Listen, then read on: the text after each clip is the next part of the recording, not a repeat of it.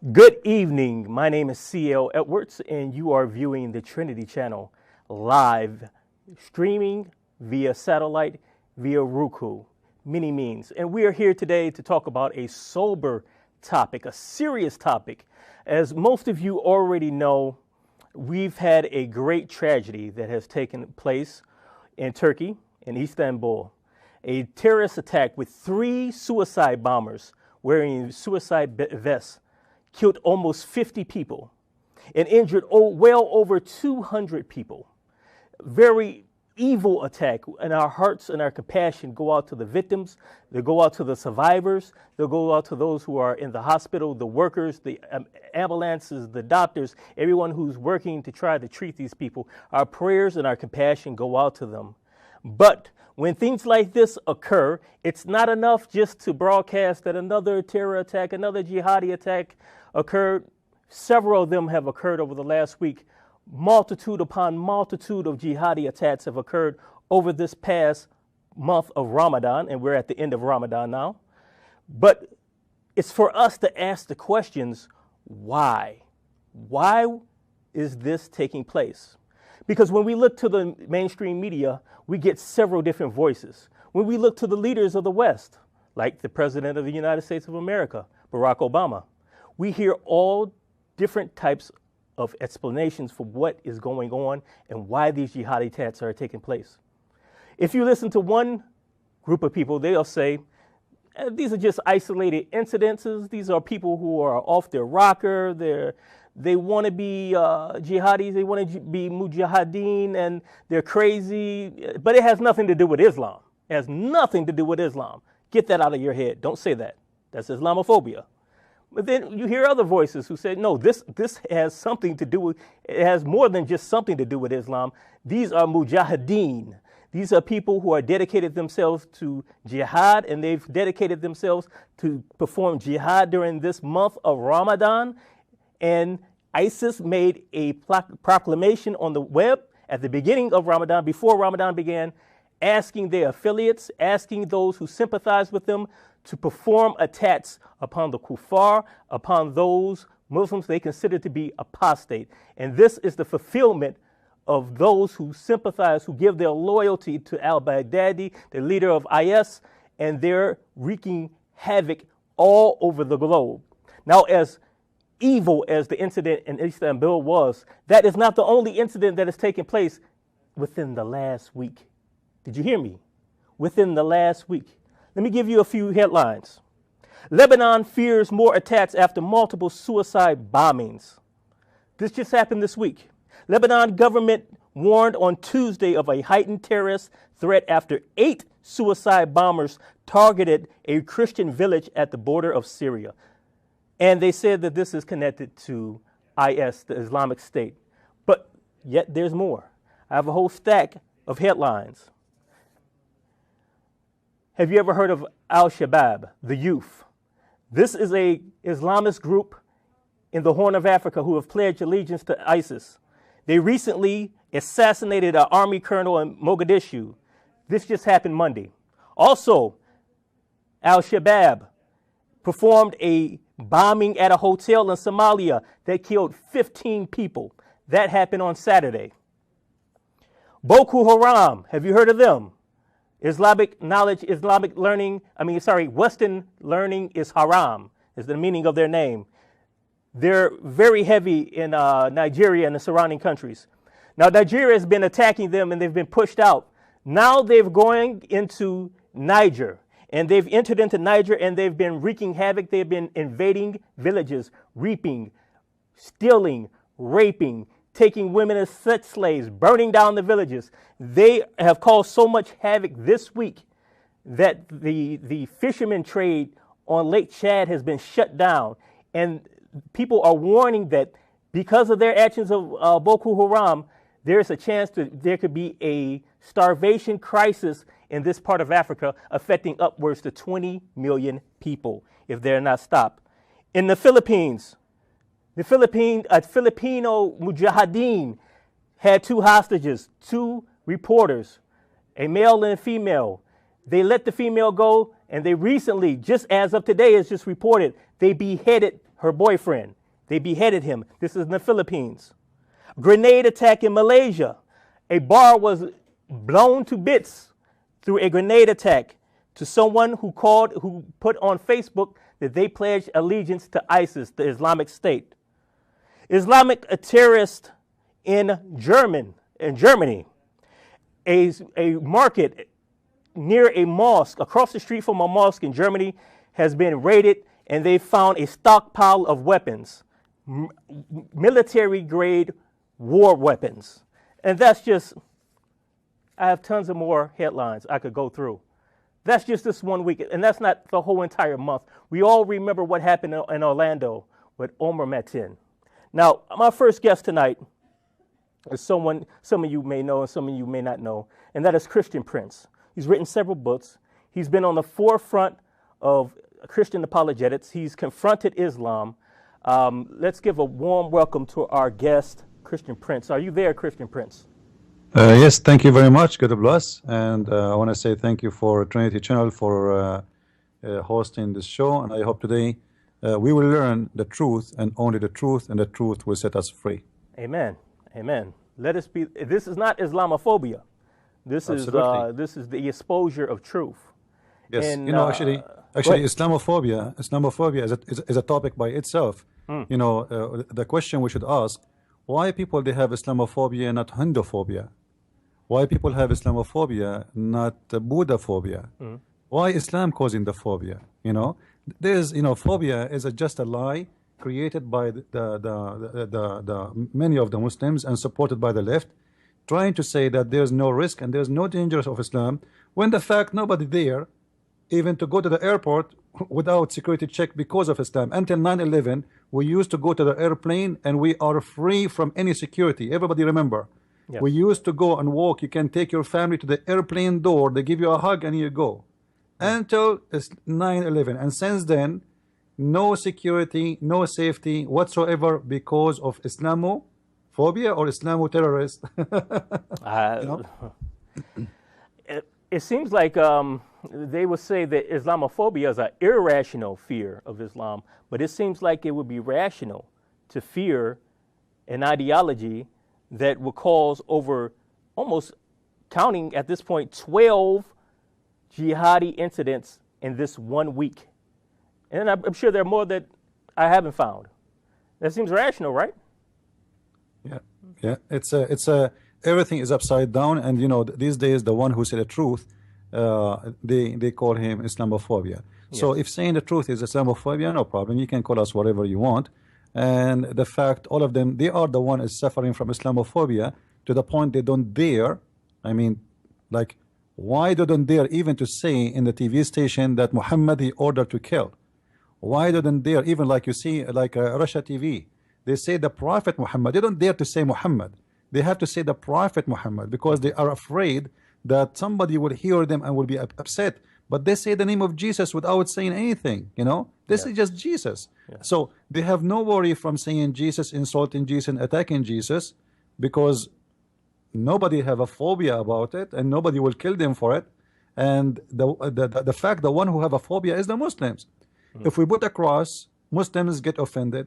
If we read the Bible, Muslims get offended.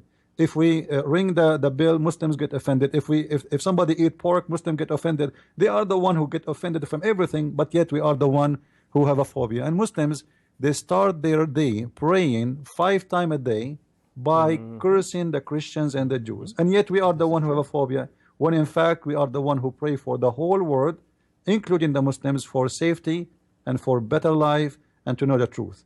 We never heard a priest saying, may God curse the Muslims. But the Muslims, they do that always, and it's part of their Quran, chapter 1, verse number 7. Yes, this is true. Al-Fatiha. And you just reminded me of another headline recently this same exact week. In Egypt, over 1,000 Muslims went on a rampage in a city, assaulting and attacking 80 Christian homes because there was a rumor that they were going to start a church. So that was everything is possible. They get offended from anything. Anything will offend the Muslims, and it doesn't matter what do you do, they are offended. You say you talk, you don't talk, they are offended. Even if you stay home, just because you are being a Christian, you are offending them, because by being Christian, you are saying to them, without talking, that I don't believe in your prophet, and this is something offensive for them. So Islam is a religion. It is against any kind of tolerance, and yet everybody speak about the mercy and the beauty of Islam, and the unjust of saying all Muslims are terrorists. You know, for whatever I say in this TV, just for everybody to know, I am the one who present myself. I don't represent Trinity, which means Trinity channel, they have their opinion, they can say whatever they want. Whatever I say, I'm responsible for it. I say every Muslim believe in the Quran is a terrorist, because you cannot be a Muslim unless you believe in the manual, which is the Quran. And the manual of the Quran says it clearly, I will install terror in the heart of the disbelievers. Now you will find many people, they come with many kind of interpretation falsely made just to avoid the accusation against Islam. However, they can come whatever they want, but the life of Muhammad proved that this is what Muhammad meant, and this is what Muhammad practiced, and this is what Islam is about. However, we are the one who speak Arabic. My first language is Arabic, not like those who do not know one word in Arabic, but yet they want to teach us what the Quran mean. Or even they translate the Quran when they do not know how to read Arabic, which is very funny.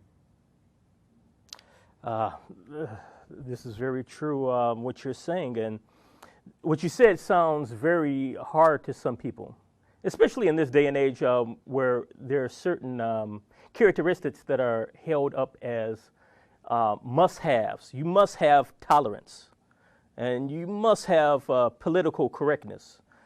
You can't say anything about another group. That is a form of phobia, that's racism, that's hate, that's right-wing bigotry. But to say the truth, for me to simply read headlines from well-known news organizations, that's Islamophobia. For you to quote the Quran, that's Islamophobia. So at this point, as Christians and as people who love truth, we can no longer be afraid of people calling you a name. If you're afraid of someone calling you a name, then you have bigger problems. You have a real big problem. We have to stand boldly for the truth. I believe we have to stand boldly for the truth. Yes. Now, do we have today a Muslim with us in the show, brother? Like I heard that you guys have a guest. Is he there or not yet? He's not here yet. He will be here in 15 minutes, God willing. Right. He will be in 15 minutes. You know, you remind me of something. Once I was doing a seminar, and that was in the Philippines. And there was a minister. He is from a Canadian church. It's called Anabaptist. Yes. So he asked me like about my seminar, what I do, etc. So I said I teach people about Islam, and then he said to me, I have a Muslim friend. You know, he said like he don't like what I am saying. So he said to me, you know what? I have Muslim friends. I said, you do, but they don't. He said, no, I have Muslim friends. I said, you do, but they don't. He don't understand what I'm saying. You know, he's not listening. He said, what are you talking about? I told you I have Muslim friends. I said, you do, because you're a good guy. You take them as a friend, but they don't. Muslims are not allowed to take you as a friend. Chapter 5, verse 51. And right away he says, you are the kind who divide people. I said, what divide people? When I quote the Quran, I'm dividing. I'm not the one is dividing. Is the Quran divide people? Is the Quran saying, take not the Christians and Jews as a friends? So for me quoting the Quran, you blame me that I am the bad person. Not the verse is saying that, it's me. So I'm just showing you that when you say I have a Muslim friends, you are very wrong, because Muslims cannot take a friend unless he is a Muslim. And this is unless correct. they are lying to That you. is correct. That So is correct. you say to me, I have Muslim friends. I say, yes, you do, because you are a good guy. You have a good heart. You are a Christian person. You take them as a friends. But Muslims are not allowed to take you as a friend, which means you are always considered as an enemy.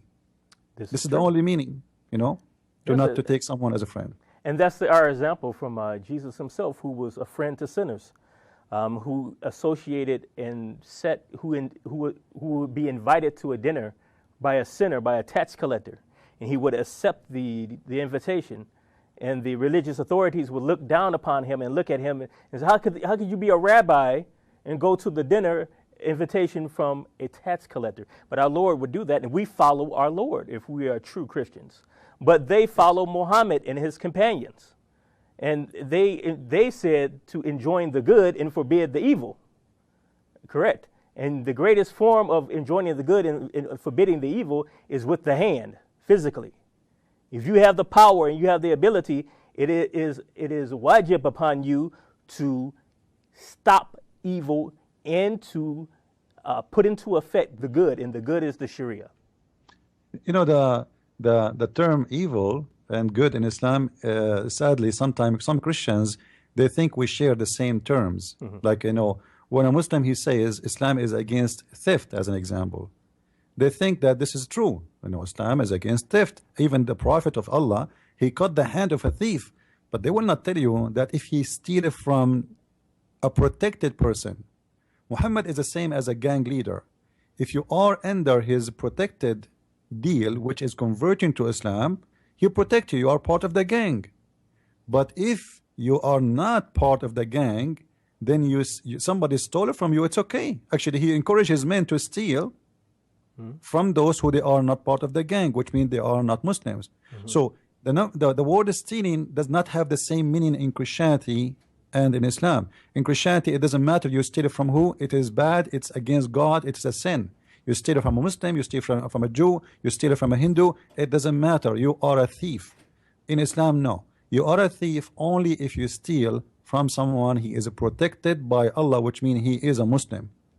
In Islam, adultery have different value, which is, you know, like in Christianity, Jesus, he said, if you look at a woman and you wish her, you committed adultery with your heart. Muslims, in their Quran, they believe in something it's called a lamam, which means a Muslim, he can look at a woman, he can play with her body. I don't want to speak in graphic. He can touch everywhere, and as long as you don't have sexual intercourse, this is not adultery in Islam. This is a small fault. So adultery in Islam have totally different meaning too, you know. And that can goes for everything, even lying. Jesus said even you cannot take an oath. Either you say yea, yea, or nay, nay. You don't say by name of God, and you don't lie, because any lie is coming from the devil. Muhammad, he said you can lie in 3 cases: to your friends, to your family, and your enemy. And for God's sake, who left? Who's left? If you can lie to those 3, that's a good point. Nobody is left, you know. This is a good point. There's nobody left. I don't know if this was the surah that you were referring to. No, this is in the Hadith. I'm talking about something you said earlier about terror, striking terror in the heart. But I was looking at Surah 8, 12, and 13, where it says in the English translation, remember when your Lord inspired to the angels, I am with you, so strengthen those who have believed. I will cast terror into the hearts of those who have disbelieved. So strike them upon the necks and strike them upon every fingertip. This is because they oppose Allah and his messenger. Whoever opposes Allah and his messenger, indeed Allah is severe in penalty. I don't know if that was what you were referring to, but yes. Well, you know, the terror in the Quran appear in not only in one place. Yes. However, Muhammad, he confirmed in the Hadith that he been victorious by terror, and people, they used to give up and surrender to him because of his terrorism from a distance of a month. So Muhammad, he understand the power of terror. Like, you know, a few guys can terrify a whole town.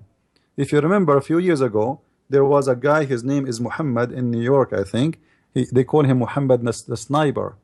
You know, he terrified the whole city of New York. He's just one guy, and he have a young boy with him. Yes, I remember one guy terrified that. the city of 9 million people. Why? Because you do not know who's your enemy. You do not know who's going to kill you. You do not know why.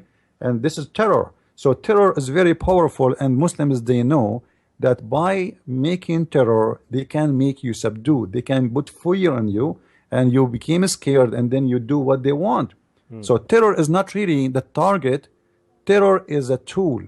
Islam use it in order to put fear in your heart and make you convert to Islam. Like if you go to chapter 3, verse 151, it says, سَنُلْقِ فِي قُلُوبِ الَّذِينَ كَفَرُوا الرُّعْبِ. We are going to put in the heart of those who they are disbelievers the terror, for they are disbelievers. Now, why he want to put terror in their heart? Because simply terror is the way to punish them and make them agree. The whole point is, how to make you subdued to Islam and surrender. Like, you know, even some people, they give you a false meaning of Islam. They say to you, Islam mean peace, which is false. Islam have nothing to do with the word peace. The word peace is salam, coming from shalom or shlama in Aramaic. The word Islam is the opposite of salam. Like in English, we say known and unknown. So you add the N before known, that will make it unknown. This is exactly the case of Islam. Salam is the word mean peace. Islam is surrender. It's the opposite. It is you surrender, I will not kill you. However, don't ever trust Muslims saying to you, you surrender, we will not kill you, because this is exactly what Muhammad did with Bani Qurayza. He asked them to surrender, they did. He slaughtered them. He slaughtered them all one by one, including children. So you surrender to Islam, still you are not sure really you are going to be safe, you know, because even after you surrender, there's tons of surprises might happen, and this is a person you cannot trust. Who can trust the devil? You tell me. I wouldn't trust the devil. That doesn't make sense. Now we only have a few minutes before we go into a break, and we have our guests come on. Just in these last few minutes, could you give our viewers who may not know, what is Ramadan? What's Ramadan all about? What's that? You know, I wanted to hear from the Muslim interpretation of Ramadan, because we will have him soon. However, supposedly Ramadan is a month where Muslims, they fast for certain time of days and for certain hours during the day, which means the sun rays to the sunset, and they fast from all kind of activity involve food or drinking or even sexual relationship. However, I don't see any fasting there, because you believe it or not, I eat once a day. That's mean I'm fasting Ramadan twice every month. You know, like I eat once every day, which means once every 24 hours. What a big deal if I fast. Like, don't you go to work, you come back, you know? What if you what the big deal if you skip your lunch? However, Muslims during the month of Ramadan, they spend their day sleeping. They don't do any activities. They spend their night up eating, and then in the morning they go to sleep, and then afternoon they wake up. It's a month where no work is done, nobody go to work, and if they go for an hour or two, and they will not. It's a disaster for economy in the Middle East. The whole Middle East is in drugs. Nobody doing any work. Even in the government, they close. Like in Saudi Arabia, they close the offices by 11. They take a break, and then after that until 1, and at 1 they open for a half hour, and then they go home, which means nobody doing any work. So the whole country will be in a sleep stage. And yet they say to us, you are fasting. You know, fasting is someone, he go to work, he work hard, he sweat and etc., but not the one who spend the night up watching TV and movies and eating as much as he can. Actually, in the month of Ramadan, all Muslims, they suffer from the increase of weight, because they eat up normal. They don't eat the way it is. This is why the prices of food in Ramadan go skyrocketing. You know, if people are fasting, why the food go crazy? You know what I mean? If people abstain from eating, they eat less, the food price should drop, because it's about demand in the market. So if nobody is buying, like I used to buy 1 kilogram of meat, let us say, now I buy half pound, or you know. So if my food decrease, then the price of food should decrease too. But because my food is increasing, the price of food increase, and it not only increase, it goes so crazy. So this month, it's not a month of mercy no more, because the poor guy, he suffer. The only one, I guarantee you, is fasting in the month of Ramadan is the poor man, for he cannot afford to buy the food in this month, because the price of the food goes so crazy. But the rest are not fasting at all. They spend the whole night eating the best of the fruits, the best of the meat, watching. If you see the TV in Ramadan, in the month of Ramadan, you will not believe it. Belly dancers. Where is Ramadan? Well, you know, it is the month of hypocrisy. I remember when I was a kid, once we were leaving a house of a Muslim boy. He is in my age, and then he said, wait. I said, what? He said, I have to put some salt on my lips. I said, why? He said, it's Ramadan. I said, so? He said, I don't want people to know that we were drinking tea. So he put salt in his mouth to make it look dry, and then he said, don't talk to me now. I have salt in my mouth. So until when he's done, I said, how you learn this? He said, my dad, he do it too, and my brother, he do it too, and my mom do it too. So everybody put salt in their lips before they leave the house in order to show themselves that their lips is dry and they are fasting and they did not drink the whole day. But in fact, nobody is fasting. It is a month of hypocrisy. Oh, and we know that the Lord Jesus Christ said, which is recorded in the four Gospels, he said to his disciples and all those of Israel who were gathered together to listen to him, he said regarding fasting, he said when you fast and when you pray also, to not let it be known, not to show off to others. In fact, he said, do the opposite of what you just described. He said to get yourself together, wash up, straighten yourself up while you're fasting, so so you don't project to everyone that you're in a state of fasting. But we see the differences between the Christian worldview and the Islamic worldview. Now, we only have a few seconds before we go to the break, so we're going to go to a break for now. And when we come back, hopefully we'll have an additional guest, our Muslim guest, who will be with us, and we will continue this dialogue. So please don't go anywhere. Stay tuned. You're viewing the Trinity Channel. I am C.L. Edwards of callingmuslims.org. Thank you very much. To our viewers all over the world, you can watch us by satellite through the following frequencies. For North America and Canada, please join us on the Galaxy 19 satellite, frequency 11966 horizontal. For Europe and Middle East, join us on the Hotbird satellite, frequency 12111 vertical. For Australia and New Zealand, please join us on the Optus 2 satellite, frequency 12546 vertical. For more information, please call the number on your screen or visit us at trinitychannel.com.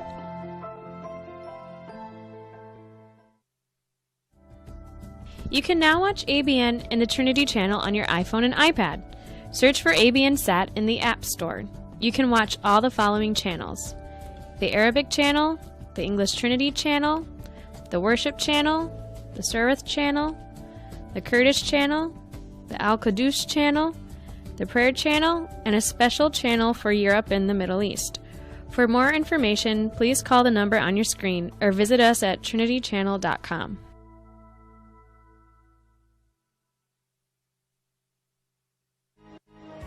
To all our viewers, you can now watch our shows on the following platforms, such as Android tablets, Android boxes, Android phones, a Chromecast stick, your smart TV, or a Roku stick. For more information, please call the number on your screen or visit us at trinitychannel.com.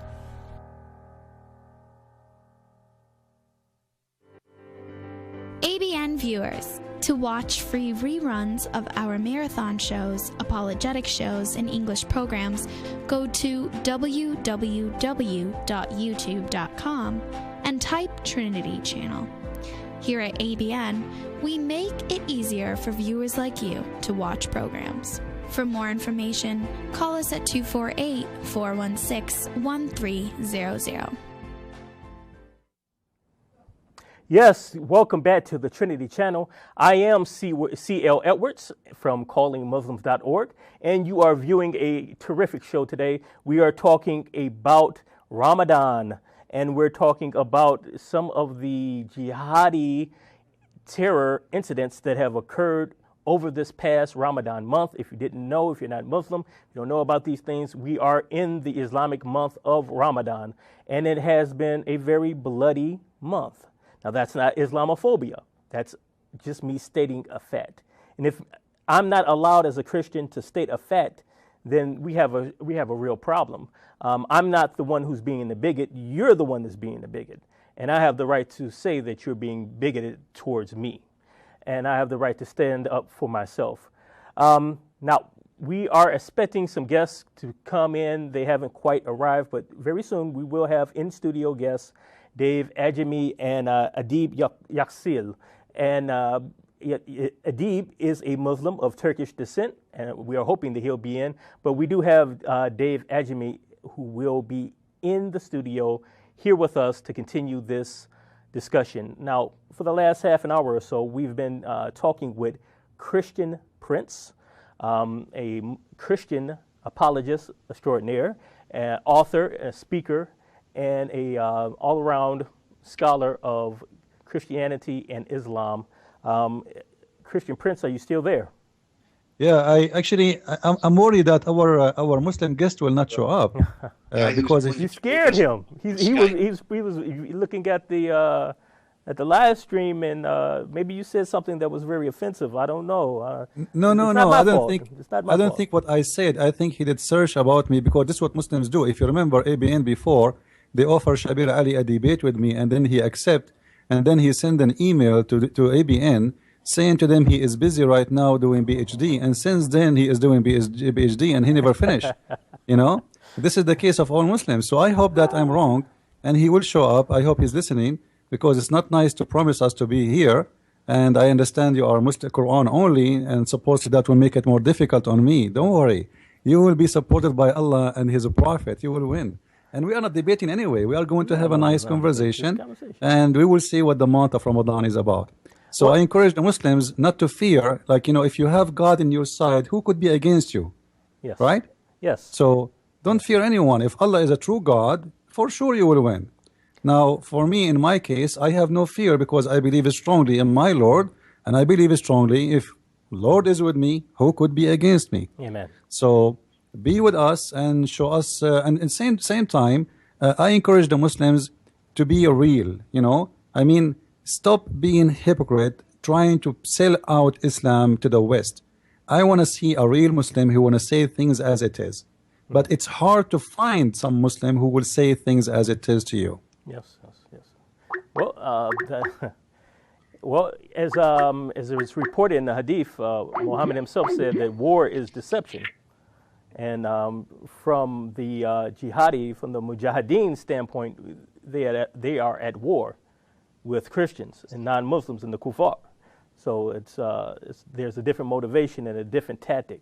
Now, I said earlier that we were going to have Dave Ajami live in the studio. I guess that has been changed. We do have Dave Ajami, but he is with us live via Skype. Now, do we have a connection with Mr. Ajami? I'm here. I got you loud and clear, and it's Ejima, but I got you. Sorry. No problem. Charge it to my head, not my heart. Here you go. There you go. Now, we have been discussing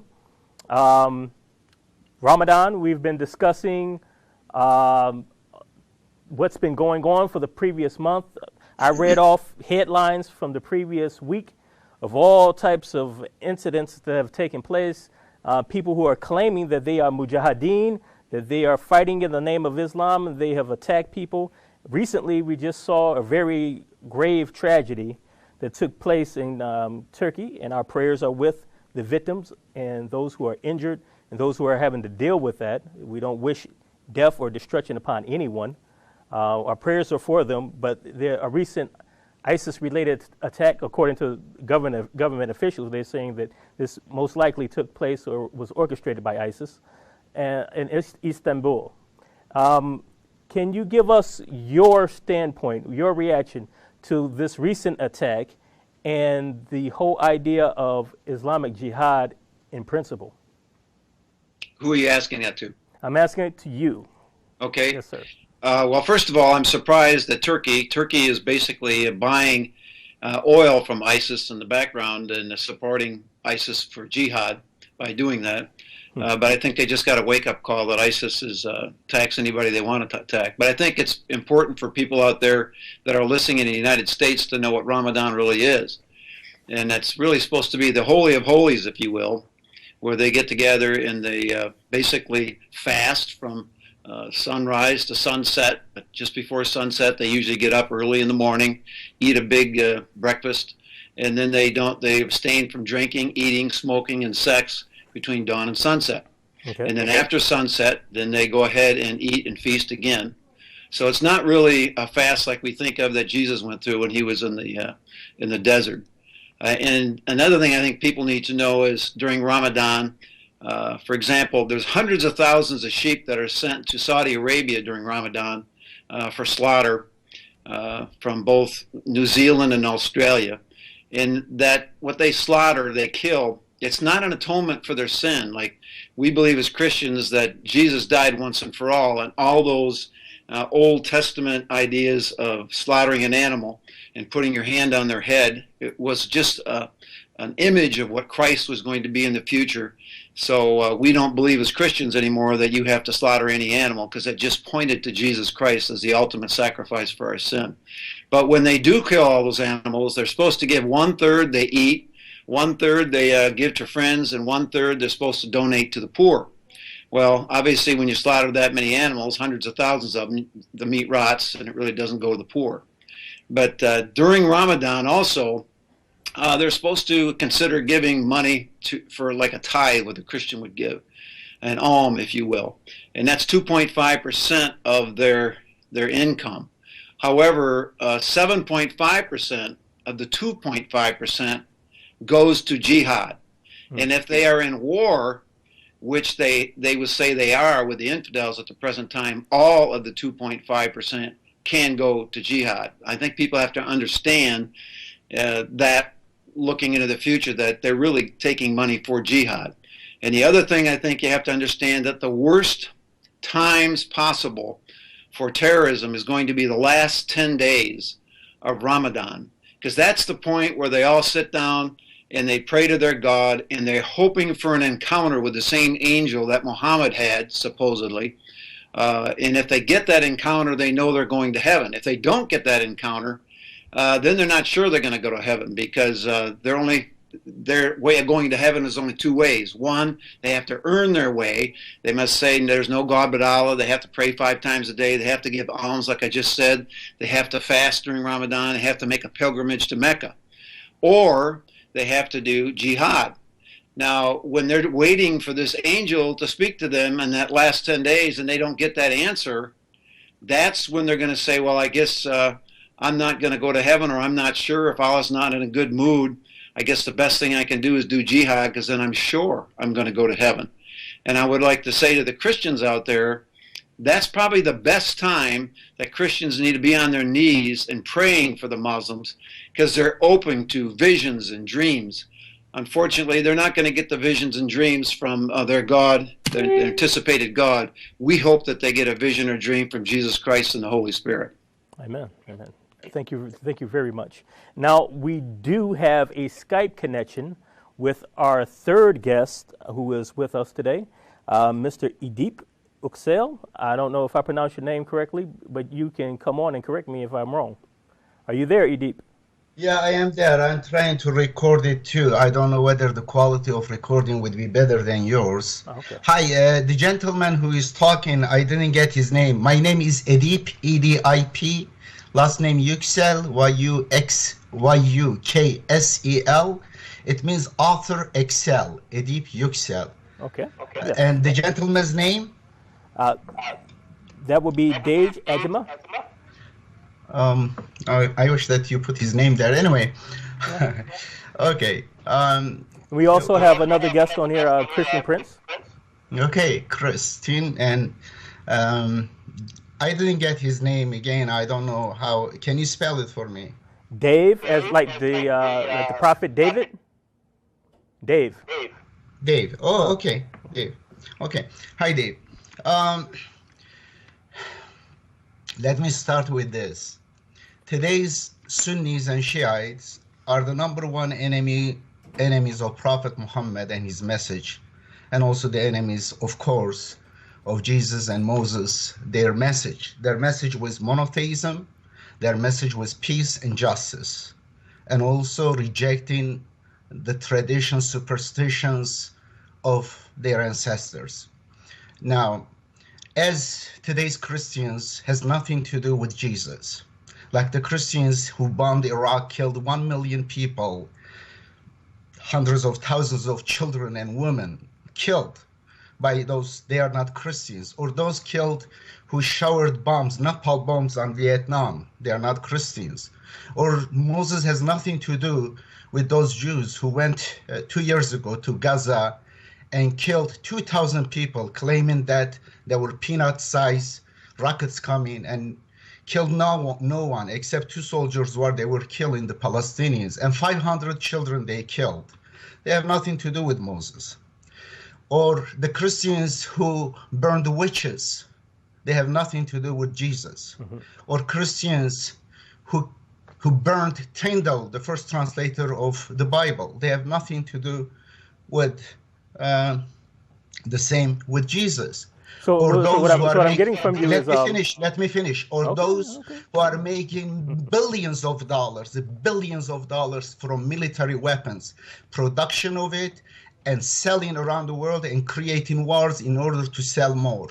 They have nothing to do with. There are tens of millions of people in the United States alone making big money out of these weapons that these terrorists are using. However, when I look at the word terror, what is the terror? Like in just last 20 years or 15 years or last century, Christians killed 666 times more than Muslims killed. Just look at the two world wars, Christian wars, just recent wars, Christians. Let me ask you a question, because you've said a lot of things. Let me ask you a question. Now, you just said that Christians killed more than Muslims over the last 100 years, but at the same time, you said that those people who did those bombings in Iraq and those people who did bombings in Vietnam and different places, they weren't Christians. So I'm confused at that point. Could you clarify? You're saying that Christians have killed more people over the last 100 years, but in the beginning of your monologue, you said that those people were not Christians. The newborn Christian president of the United States, which supported the newborn. Do you hear me? Yes, I hear you. The newborn Christian president of the United States, Bush, and his Christian supporters who prayed for him, voted for him.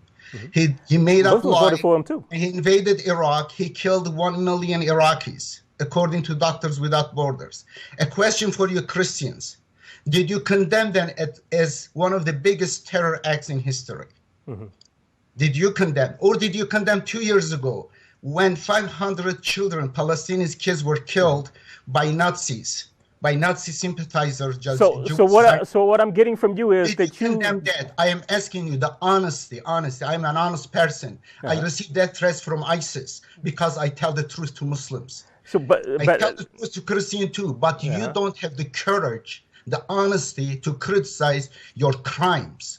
Okay, I don't have any crimes. But let me ask you, you said that, so what I'm getting from you, from what you said, is obviously you do not consider ISIS or ISIS supporters or ISIS sympathizers or the people who are claiming to be mujahideen who have done over 12 terrorist acts this past week. You do not. It would be safe to say that you do not consider them to be real Muslims. Oh, like you are not a Christian either. You are Christian. You are not following Jesus either, because Jesus. I'm not following Jesus. Are you? No, you are not. How do you know I'm not following Jesus? You are fake like your ancestors were, because you are following the teaching of Saint Paul, who is a hypocrite. Well, actually, my ancestors were African and they were enslaved by Muslims. What did you say? My ancestors were Africans and they were enslaved by Muslims. Okay, let me tell you. Here is slavery in the New Testament.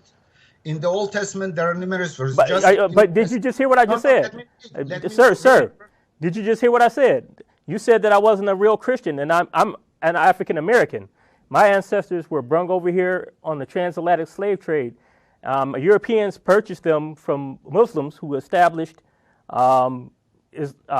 slave auctions in Africa, along the coast of Africa. Slavery. Those Christians, they have nothing to do with Jesus, who are slave owners. Okay. And those Muslims, who are slave owners, they have nothing to do with Islam. Muhammad owned slaves.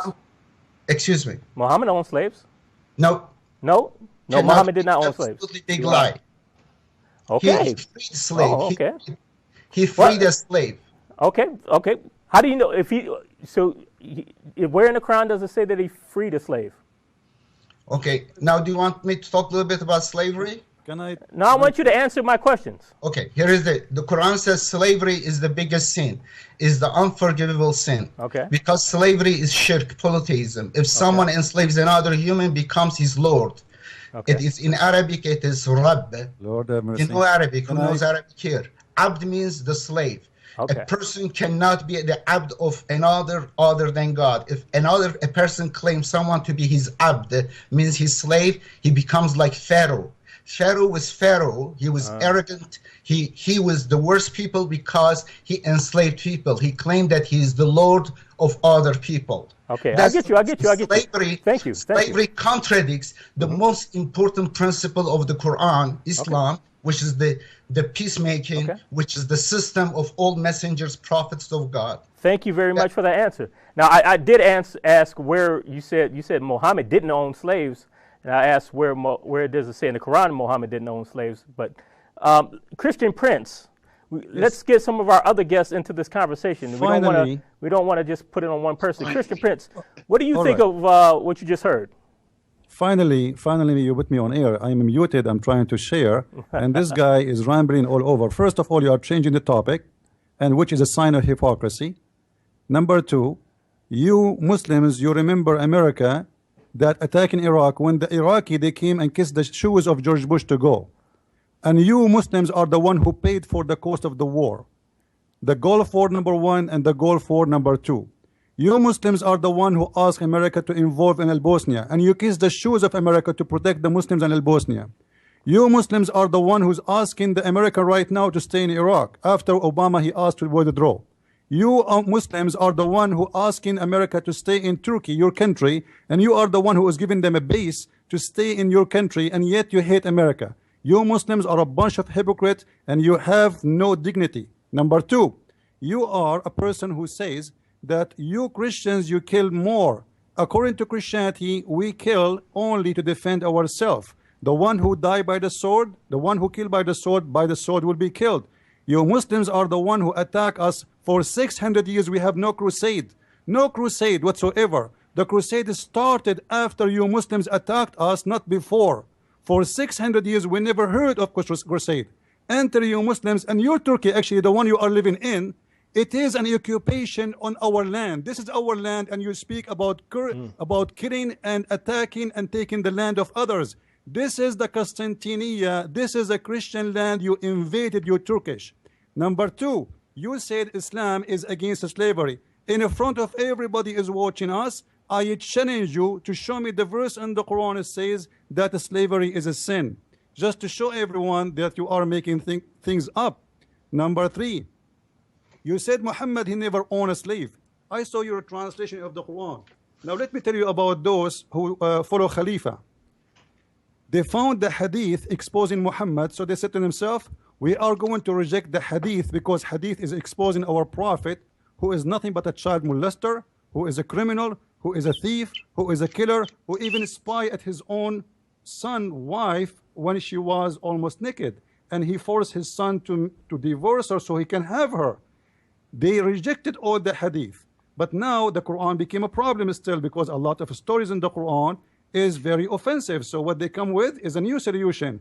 Let us change the meaning of the Quran. So this guy, he come with a new interpretation of the Quran and a new translation which fit with whatsoever with nothing. And he just said, we heard him, that the Shia and the Sunni are the enemies of Islam. He did say that. Who is left? How many like you in the world who believe in what you believe? 1,500? So according to you right now, all the Muslims are nothing and they are not Muslims. You are the only one Muslim left in this earth. So who care for you? Who count? You count for no one. You don't count for the Muslims. You don't count for anyone. Nobody accept your theories and your lies because simply you cannot support it. And now, let us go for academic talk. You said that the topic today is the month of Ramadan, and until now you said nothing about Ramadan. Now I challenge you, you as a Quranic person only, who don't follow anything except the Quran, to tell me where in the Quran it says you have to fast the month of Ramadan as 30 days from the sunset to the sunrise, and you don't eat, you don't drink, you don't etc. Can you show me? You cannot. So you are talking about fasting, but you do not know where to get fasting from. Can you show me a proof? And I would like the host to give you the mic back. I want to see from the Quran, Mr. Quran only, show me where in the Quran it says to you how to fast, when to fast, and where to fast, which mean the timing, the location, how to do it, how to stop, when to start. Can you show me? Gentlemen, yes, Mr. Adib, you're back. You accuse me of hypocrisy. Exactly, you did. You made up many lies against Prophet Muhammad, against the Quran. You put them just like bullets, boom, boom, boom, boom, boom, all the lies, all the distortions. And then you end up about fasting. You want me to talk about fasting. No, I will not talk about that. It is not an issue. Don't fast. Not important. Sure. The title of the show is Ramadan. I am going to expose your hypocrisy and your lies. Here it is. You said in the Quran, you don't have a verse, correct? About the slavery, against slavery. Okay, let me give you the first numbers. 379. A prophet cannot make people servant to him. 379. Chapter 3, verse 79. Chapter 4, 3, 25, 92. Chapter 5, verse 89. Chapter 8, verse 67. Chapter 24, verse 32, 33. Hold on. Verse 3, You're spitting out verses, and the audience can't hear what you're saying. Hold on. The disbelievers, the ingrates, they do not free slaves. Can you put me on? Okay, we got your answer. We didn't understand half of the verses you said, but we got your answer. So, Christian Prince. Yes. Listen. This guy, he have no dignity whatsoever. Listen carefully. He quote for us Quran chapter 3, verse number 79. Obviously, he don't speak Arabic. He do not know what Arabic is about. This one, it says, those who say, ما كان لبشر أن يؤتيه الله الكتاب والحكم والنبوة ثم يقول للناس كونوا عبادا لي. It's not for a prophet to say, be my slaves and worship me. This is not about owning slaves. You are a very funny Muslim. Read it carefully. It says, and even in your translation, it says that. You see how hypocrite you are? Don't be a servant slave to me to worship me. Don't be a ibad. Cannot worship Muhammad. Listen. Ibad, the word ibad in Arabic, it's mean worshiping. It's coming from slaves, yes, but to be my servant worshipper, not to be my slave. And to show you that you are making things up, all the list of the verses you mentioned have nothing to do with what we are talking about. If we go right now to the Quran and we search for وَمَا مَلَكَتْ أَيْمَانَكُمْ. Now I know you will say to us that مَلَكَتْ أَيْمَانَكُمْ does not mean own a slave. The Quran says in different verses, if you could not fast, you have to free a slave. So how you can free a slave if you don't own a slave? That would be very funny and very naive of you to say. مَا مَلَكَتْ أَيْمَانَكُمْ. Listen, just wait. It says in the Quran, it's forbidden for you to have sexual relationship with married women except those who you own, which means even they are married, you can have sex with them. I heard you speaking last week with Jay Smith. You said those are women, you have a contract with them. What do you mean contract? Are you saying in Islam you can have a contract with married women? Can you have sex with her? Contract. Are you saying in Islam you can have a contract with married women, and she is married and you have sex with her based on a contract? That would be the most dummy funny answer ever I heard in my life. The Quran is so clear, all the Muslims can go and read all interpretation around the earth by Muslims, not by Christians.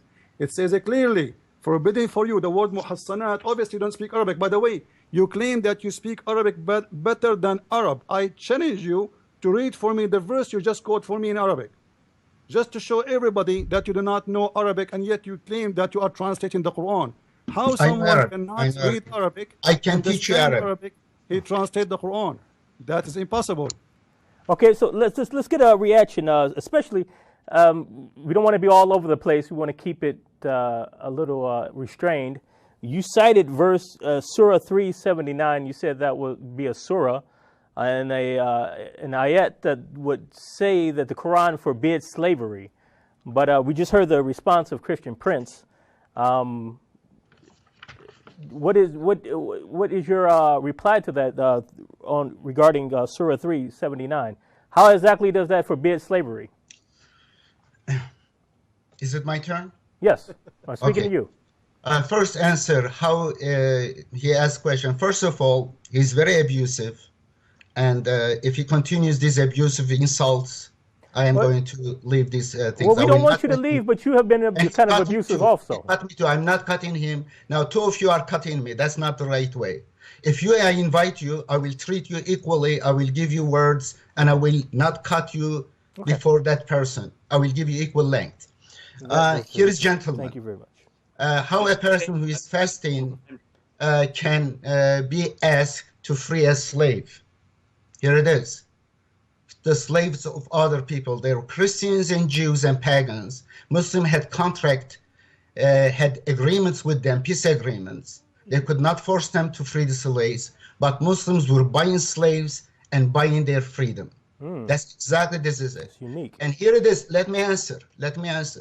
I give you in this book, I have all the verse numbers. Here, I know that you will make noise and it will not go anywhere. But I ask the readers, go channel19.org website. Over there, this is a PDF free available. Go check it. I give you all the things. In fact, slavery came from Christianity, from Judaism. Stoning to death, borrowed from you, has nothing to do with Quran, or killing apostate, again for you. I have lists of verses from the Old and New Testament, and it is a shame that you are like Sunnis that you are criticizing. You are no different. When you have power, you will be like them, and you were in the past. The reason you don't do right now, you have a proxy killers for you. Proxy killers are the governments. All right. Okay, listen, thank you. Okay, thank you very much. But we do have a caller. We do have a caller who has been sitting on hold for a very long time, and we don't want to make our callers sit on hold. We like having callers. We like having dialogue with the audience. So we have a caller, Edmund, who would like to maybe ask one of you a question. Do we have Edmund on the line?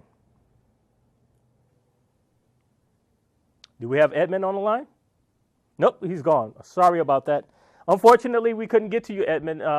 As you can see, we're having a very lively dialogue. But Edib, he says he has all the answers in his book. Let me answer, please. Yes, go ahead, Christian Prince. Listen, I want this guy, he claimed to speak Arabic, to read for us chapter 2, verse 178, to show everybody that you do not know Arabic, you have nothing to do with Arabic, and you can try your best to read it for us. And you will see the answer of all the claims you said. And by the way, you are saying we are the one attacked you. When the host gave you the microphone, you called us killers, you called us thieves, you called us corrupt, you called us criminals, you call us all kinds of names. And when we respond to you, you cry, and you are going to close the door and leave like a child. That is not an act of an adult. Be a man and stay there and answer me. And let Allah be with you. He will help you.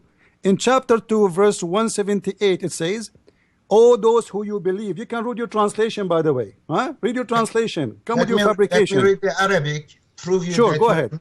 Go ahead. That you are making up all the time. Even right now in front of me, you made up a lie about me. Go ahead. يا أيها الذين آمنوا كتب عليكم القصاص في القتلى الحر بالحر والعبد بالعبد والأنثى بالأنثى فمن عفي له من أخيه. Stop. Listen. What al-abdu bil-abd wal-hurru bil-hurr mean? The free with the free, the slave with the slave. Thank you very much. But it's not your slave. Listen carefully. Okay, guys. One person at a time. We got to have one person at a time. If a Muslim, he kill a free man, the free man will be killed. In the case of a slave, if a Muslim, he kill a slave, his slave will be killed. This is the madness of this religion. They got the law of Moses wrong. Eye for an eye. It doesn't work this way. So in this case here, it says if a free man kill a free man will be killed. But if a free man kill a slave, his slave will be killed. So how you say to us, Islam is against slavery, and Islam making a rule differentiate between a free and slave even in the case of murder.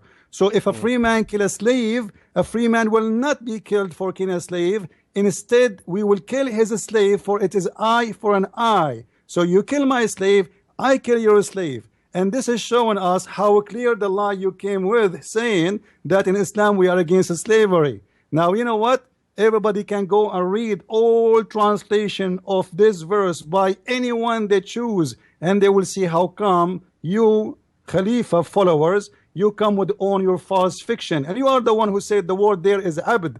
And you are the one who translates saying slave for slave. Thank you very much. Now, listen carefully.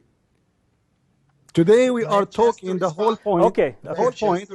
Okay. The whole point. Christian Prince, can I just interrupt you one quick second? We have to go to a break for one moment, and we can come back and we can get some answers, and we can ask some more questions to have some more dialogue.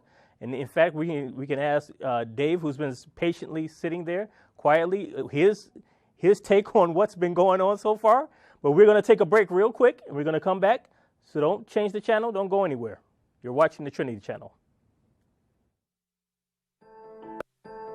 To our viewers all over the world, you can watch us by satellite through the following frequencies. For North America and Canada, please join us on the Galaxy 19 satellite, frequency 11966 horizontal. For Europe and Middle East, join us on the Hotbird satellite, frequency 12111 vertical. For Australia and New Zealand, please join us on the Optus 2 satellite, frequency 12546 vertical. For more information, please call the number on your screen or visit us at trinitychannel.com.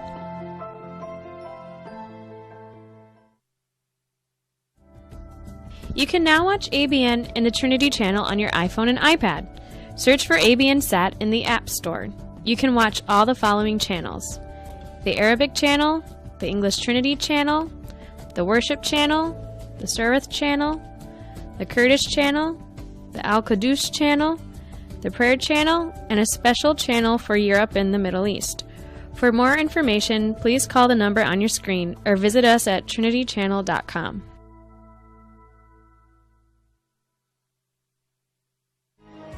To all our viewers, you can now watch our shows on the following platforms, such as Android tablets, Android boxes, Android phones, a Chromecast stick, your smart TV, or a Roku stick. For more information, please call the number on your screen or visit us at trinitychannel.com.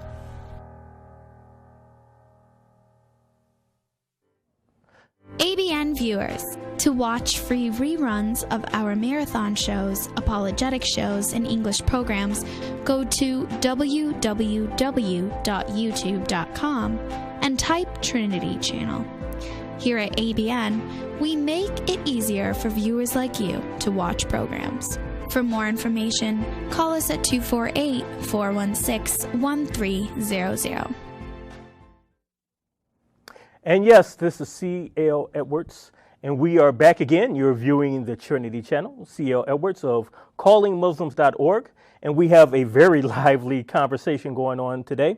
We have several guests with us: Dave Ajima, we have Edip Yüksel, a Muslim of Turkish descent, we have Christian Prince, and the show topic today is Ramadan and human blood sacrifices during Ramadan. Now, before we get back into our conversation, we do have a caller, and we do want to make priority for our callers. So do we have the caller online now?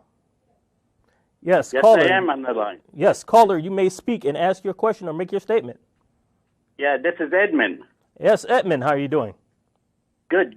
My question to the Muslim follower, is this is Ramadan now, and Muhammad, he killed Asma bin Marwan. She had 3 kids. He killed her in Ramadan. He killed another lady. They call her Urfa. Fi Ramadan, in Ramadan, he killed her. He got Sophia. He killed all his village plus her parents, and he got sex with her same night. He got married from Zainab bin Jahsh. I think his son wife, and I want to know, and he got married from Aisha, is 9 years old. I want to know, he's a prophet or he's a double? Okay, that's and your in question. the Quran, they say, أيها النبي حرض المؤمنين على القتال. He understand what that means. And في آية تانية بيقول فيها القرآن: وأعدوا لهم ما استطعتم من قوة ورباط الخير ترهبون عدو الله وعدوه. ترهبون, that means it's a violence, it's a terrorist. Okay. I want to know, he's a prophet or he's a double? And thank you. Thank you very much for calling in. Now, I think I know what Edip's answer is going to be, since he rejects the Sunnah and the Sunni position, but let's hear it directly from him. Adib, did you get to hear the caller's statement in question? Yeah. First of all, the verse about, do you hear me? Yes, I hear you. The verse about fasting, again, that distorted. It was a multicultural, multinational, democratically elected leader. Muhammad was in Medina, and Jews and Christians and pagans, like believers, they were free in their affairs. They were following their own system. Therefore, they had slaves, and therefore Muslims were supposed to go free the slaves. That is, and interestingly, you have verses over verses about promoting slavery in the Bible. And here but the question wasn't about the Bible. The question wasn't about the Bible. Thank you for your answer, though. Fear of God, submit yourself to your masters, not only to those who are good and considerate, but also who are harsh. Okay. All right. Thank you very much. But let's hear from Dave Ejima. He's been quiet for a long time. You've gotten to hear the dialogue. You've gotten to hear our Muslim guest who has been here. What say you to all of this that's been going on? Well, the Bible says where there are many words, there is sin. And I heard a lot of that coming from the Muslim here from Turkey. But let's get to the heart of the matter. We're talking about Ramadan. So what is this time? This was the time Muhammad went from Mecca to Medina. It was the time Muhammad had his enlightenment in the cave. It was the time, the actual time that Muhammad thought about killing himself 3 times, but his wife said, don't do that because you're really hearing from God. And in the olden days, they were supposed to stop war between each other during Ramadan, but that didn't work very well because they kept fighting. So basically, that is a little bit of historical background. Yes. And what is going on now? June 14, 2016, in France, a 32-year-old Muslim stabs a girl because during Ramadan as basically a sacrifice, something he thinks he should do. Jihadists have left Syria for Europe to shed blood. A Somalian immigrant shot by a SWAT team in Texas at a Walmart. So far, 532 people killed during Ramadan. Turkish airport has just been bombed. And the Turks are buying oil from ISIS, which is funding the very thing that's bombing them. So the link between Ramadan and extreme violence in Islam has occurred in antiquity. And it just, when Muslims complain about violence, for example, to Muhammad, about fighting during Ramadan, Muhammad had a new revelation in 2:17, which states, it was those committing the attacks that were the true victims, because non-Muslims, by their sheer presence, were denying Muslims the ability to follow their religion. Now, how ridiculous is that? Others, for example, killing homosexuals was not a great sin because such temptation was a far greater sin. The Quran 3:110, Muslims must do right and forbid evil, and since we're not Muslims, we're evil, I guess it's okay to kill us. And what did the U.S. government just do? It warned citizens of increased attacks during Ramadan. Abu Muhammad al-Adani said, jihadists, get prepared. Be ready to make it a month of calamity everywhere for non-Muslims.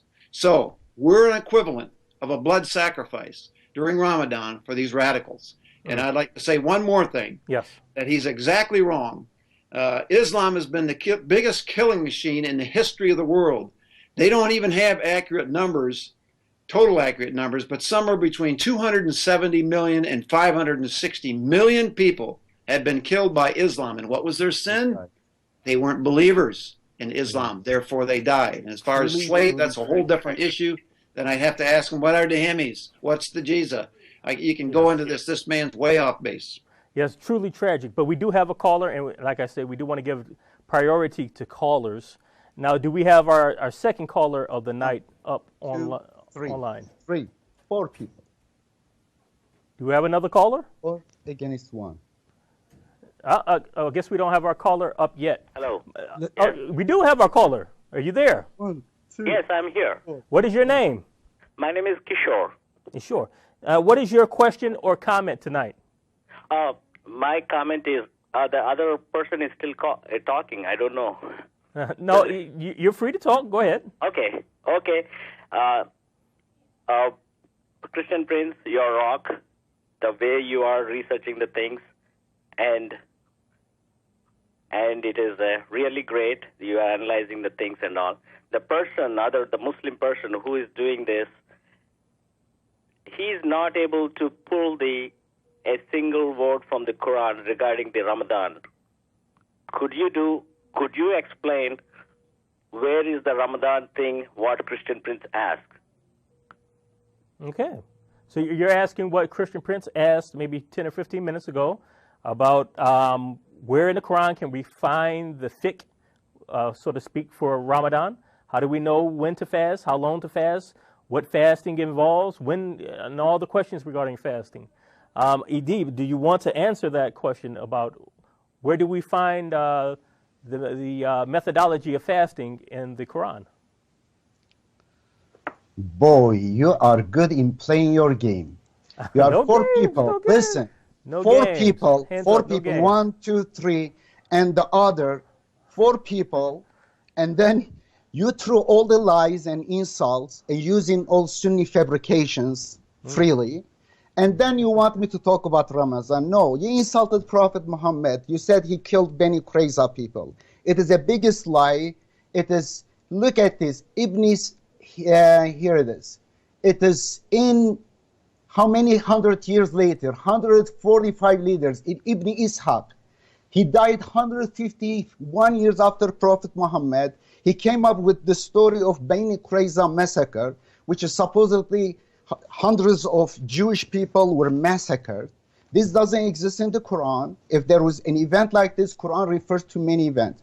But the studies shows, I have a journal article on 19.org, just research the home page, the first page, Qurayza, Q, and then you will find out this is an old mythology story, Jewish story, to the numbers and details, and they are exactly using the same old story, the pre-Islamic story, not pre-Islamic, pre-Muhammad story, and then accusing Muhammad of doing this. And then this gentleman, you say, killed his wives and sons. These are big lies, but what you do, you pick and choose among those books. According to those books, Muhammad split the money into half of it fell to Ali's backyard. These kind of silly, stupid books, but it is in your interest in order to project your own crimes. I hear you. Project But your we own didn't. crimes. But Christians didn't invent those stories. Those stories are in Islamic history It's not books. Islamic. They're in These are Islamic enemies of hadith Muhammad. As you are the enemy of Jesus because you fabricate many lies against Jesus. Jesus never claimed to be Lord God. Jesus never promoted slavery. But St. Paul promoted slavery. Jesus never asked for money for teaching, preaching. But you do. You make religion as your business. Jesus never supported warmongers, but you support warmongers. Okay. We will let Christian Prince. I'll let you answer that. Yeah, in just we one have, second. you know, One second. obviously. 1 second, Christian Prince. Just 1 second. We're coming to the end of our time with Dave and Edib. Unfortunately, they're going to have to go. Well, Christian Prince is going to remain, and I'm going to ask. We're going to let Christian Prince reply to some of the last things that Edib just said, that the things that are in the hadith are fabrications, that we shouldn't be bringing them up. Another curious thing he said, I don't know if you heard, Christian Prince, he said that Muhammad was a democratically elected leader of Medina. That was very interesting. I've never heard that before. So let's say goodbye to our guests. We're glad you guys were on here. God bless you. God bless both of you. May the light of Christ be upon both of you. We're glad for your input and your knowledge and your wisdom. In a few minutes, we're going to have you guys go off yet. But Christian Prince. Yes. Yes, sir. Listen carefully for what this gentleman said. We keep asking him, can you show us where we can find the Quran, the rules of the Ramadan? He cannot find it. He cannot bring it to us. And I'm really upset that he is leaving, because that is showing us that he's trying to run away from answering. Until now, the whole program is about Ramadan, but yet he did not answer us. He's a Quran-only guy. When I gave him a verse from the Quran, he said about the slave for the slave and women for women and etc. and free for free. He said, at that time, there was a Jewish in the city there, and this is multicultural, and Muhammad was elected. Where do you get this from? Is that from the history books or from the Quran? The Quran never says such a thing. So he is a fabricator. He do not know how to answer. Let me show you how hypocrite he is. I hope he will call back, and he will be a man, and he will call, he will continue. You can make it. Come on, call back and stay in the program. I want you to stay. Look, I gave him verse number 2, chapter number 2, verse 178. He said this is not for the Muslims. This is he was elected leader and he was judging between the Jews and the Christians. What a big fat lie what you came with. The first thing in the Quran, the verse, it says, Ya ayyuhalladina amanu, all those who you believe. You've been forced to follow this. This is a law for the Muslims, not for the Christians and the Jews. I thought the Christian and the Jews are kuffar. They are misleaded, they are deceived, and you keep saying that to us. But the verse saying it clearly, oh who you believe, oh who you believe. Are you deaf? Are you blind? What's wrong with you? The verse stated clearly that this is an order for the Muslims. Number 2, when you speak about that we Muslims, we have a lot of fabrication in our books, is that an insult to us or to you? How we can trust that you are not just another fabricator as all the Muslims before you? Listen carefully, Christians, what this guy is saying. All Muslim books and the history of Islam is a fabrication. This is what he's saying. Now he make a new book, and that will make him simply, he is the one to be trusted. As you are saying to us, we have 1 billion ant, all of them, they are a bunch of liars, and I am the only ant is truthful. That will be the joke of the year. Additional to that, where you get your resource from? If we go to the Quran, just to show everybody, I'm happy that brother Dave, he have patience. I hope I'm not because I know he like to share with us. You know, if you go in the Quran, chapter 19, verse number 26, this is a chapter of Mary or Maryam. You will see the Quran is speaking about fasting from talking. Fasting from talking. Where in the Quran is speaking about fasting from eating? Which means if this guy do not go by anything except the Quran, I would have loved him. I would have loved for him to give an answer to that, but he didn't. He wanted to attack Christians, and I hope he doesn't accuse us of insulting and attacking him, because in reality he began his talk with insulting Christians and insulting me directly. But we do still have Dave here. You still have Dave Ejima here, and before he leaves, let's get one more word from him. Just let him say one more thing. Dave, you heard Edip's reply before he left. He's gone now. What were your thoughts on that? Well, he's a liar and a deceiver, and he doesn't even know his own religion. A good Muslim is supposed to basically do what the Quran says and do what basically Muhammad did and said in the Hadith and the Seerah. And he's saying he doesn't want to do that, so I guess he's not a good Muslim. But I really want to get to the point of the fact that if we're going to talk about the blood sacrifice in Ramadan, this is a dangerous time. This is where the Muslims, when they don't hear from that angel that spoke to Muhammad, they think the only way they can go to heaven is through jihad. And remember what I said at the beginning of the program. They have got to give 2.5% of their wealth as like a tithe, which a Christian would do, but 7.5% of that has to go to jihad. But if they're in war, like they are now, they can give all of their 2.5% to jihad. Folks, we are at war with Islam today. Islam is at war with the world until they get their worldwide caliphate and their worldwide government, and Sharia law is the law of the land. That's what they're trying to do in the United States. That's what they're trying to do in England and France and Germany. And it's not working. They're having major problems. Folks, beware during these last 10 days of Ramadan. More is going to happen. Thank you.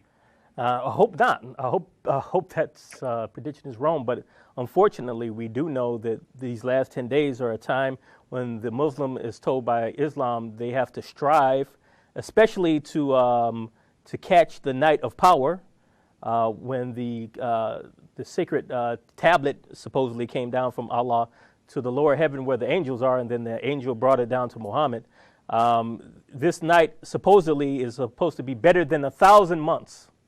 Where any deed that you do for Allah is like you did it for 83 years. So if you were to be mujahideen and you blow yourself up, it's like you blew yourself up every year for 83 years. You receive all these good deeds so you can enter Jannah. This is, I don't understand. I don't understand how anyone can live with that type of teaching and not have their soul and their consciousness be bothered by them. Now, could I inject one thing? Yes, you can. Muslims out there, read the Bible, because most Muslims don't know anything about Christianity except what they see in movies and TV and so forth and music. But read the Bible and find out how many prophecies there were prophecies that were going to happen in the future. There's hundreds and thousands of them that occurred in Jesus Christ alone. Yes. There's none of that in Islam. So the very fact, if you're a mathematical person, what's the probability of all these prophecies in the Old Testament coming true in the New Testament? It's infinitesimal. I mean, it's like 10 to the 27th power. It's like, it's got to be true simply because of all these prophecies that were prophesied in the Old Testament occurred in the New Testament, some in the Old Testament. There's none of that in the Quran and the Hadith and the Sirah. And when he says that Muhammad was a good man, he was a pedophile. He married a 6-year-old girl. He consummated the marriage at 9. He killed people. When he went back to Mecca, when they wouldn't serve him and accept him, he killed, what, 600 or 700 Jews with his then 12-year-old wife. So, folks, just study the scripture, pray, and if you hear from Allah, ask to hear from the God of Abraham, Isaac, and Jacob. He'll speak to you. He'll talk to you. My good friend Kamal Salim, that's what he did. And God spoke to him direct, and he is now Christian. And he speaks out vehemently against Islamic faith. Even though he loves the Muslims, he wants them to come to the Lord. And that's my goal as well. I want them to come to the Lord. But if they're going to come over here and fight and kill and rape, I will fight back. Amen, amen. Now, I'm a prior military guy, so that's kind of going to be my attitude. And I think that's the way America's starting to see this now, is we have to stop the refugees from coming in the United States for civilization jihad. Amen. Now, we have 5 more minutes before we go to a break. And Christian Prince, I hope you're still there. I just wanted to ask you, since the topic is Ramadan and the human blood sacrifice, according to our Muslim guest who is no longer here, Muhammad was a democratically elected leader. So does that mean that Islam is compatible with democracy? And if we instill if we had a Muslim president of the United States of America, he would rule with democracy and fairness and equal votes for people of all religions and faiths. You know, this guy, he come with everything which will make him look good, but he cannot prove anything of what he said. Like as an example, when he said that Muhammad was an elected leader of a multicultural community, where he get this from? He reject all Islamic history books, but yet he come with something coming from history, not from the Quran. And if you ask him where this coming from, he will hit the door with his foot and he will run like a child. Now, I want to say first, thank you to Brother David, and I understand that he was he's a former congressman too, right? Yes. If I'm not mistaken. So he lived the politics, and he know how the politics atmosphere come with. So I'm glad that he is not politically correct, because usually when you speak about politics, you speak about people say things not what they should say, you know. But this brother here is a great person who say things as it is, and I'm happy to have him with us. Amen. And we need all of us as a Christians. It's military also. Some people, they might say, I was very tough on this man. We need to be tough, because the truth have to be told as it is. Stop putting makeup on things. Things have to be told as it is. If the shirt of Mr. Dave is yellow, I have to say it's yellow. I cannot say it's red. That is not right. Wrong is wrong. Right is right. So this is the first thing we need to do. Now, what he said about his democracy, the Quran say clearly that wherever the prophet he give you, you obey, and wherever the prophet he forbid you, you forbid. Yes. So where is democracy? He's not even asking them, can I do that? Should I do that? Even the prayer the Muslims they do, like if we ask this Turkish guy, where you learned how to pray? Is it in the Quran? No. No. Where in the Quran it says pray 5 times? It does not say in the Quran. The Quran says pray only 3 times. If we ask him how to do ablution, is it in the Quran? He do not know. So obviously those people are hypocrite. They are throwing away the history of Islam, because the history of Islam full of disasters. Yes. Make Muhammad look ugly and bad, and the only way to clean ourselves is to say this is bad history. It's not us who did it, and those who did write it, they are the enemy of Allah. And suddenly the history of Muhammad was approved by all Muslims through centuries. Suddenly this history became garbage. Why? because people became smarter, more educated, and they can find out that this is nothing but rubbish. You know, as an example, the hadith says a lot of things. As an example, why the male became a male according to Muhammad. If the man have orgasm first, the boy will be the baby will be a male. If the women have orgasm first, the baby will be a female. So the Muslims, in order to get rid of this funny science, they say, "Oh, this is rejected. This cannot be true." You know. So yes. But I understand his reaction, because when you read the hadith, it should turn you off. It should be shocking, but he's taken the wrong, incorrect route. Correctly, the shock of the hadith and the history of Islam should lead you out of Islam. Now, we have to take a break, and we will be right back. The show is still not over. We still have more to go. Please don't go anywhere. This is the Trinity Channel. I'm C.L. Edwards, callingmuslims.org. We will be right back. To our viewers all over the world, you can watch us by satellite through the following frequencies. For North America and Canada, please join us on the Galaxy 19 satellite, frequency 11966 horizontal. For Europe and Middle East, join us on the Hotbird satellite, frequency 12111 vertical. For Australia and New Zealand, please join us on the Optus 2 satellite, frequency 12546 vertical. For more information, please call the number on your screen or visit us at trinitychannel.com.